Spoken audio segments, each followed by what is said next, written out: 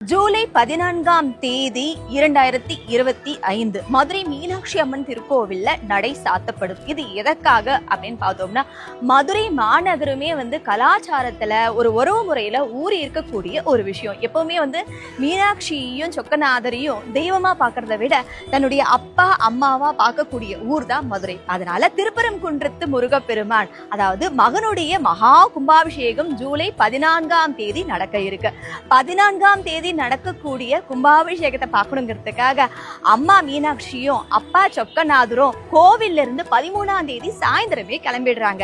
அதனால கிளம்புறதுனால ஜூலை 14 திருப்பரங்குன்றத்து மகா கும்பாபிஷேகத்துல கலந்துக்கிட்டு அன்னைக்கு சாயந்தரம் நடக்கக்கூடிய பஞ்சமூர்த்தி புறப்பாட்டிலையும் கலந்துக்கிட்டு அன்னைக்கு ராத்திரி தான் மதுரைக்கே திரும்புவாங்க.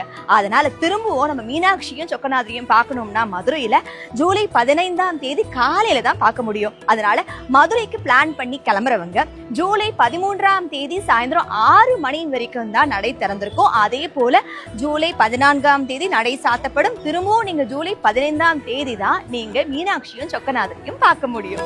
மீனாட்சி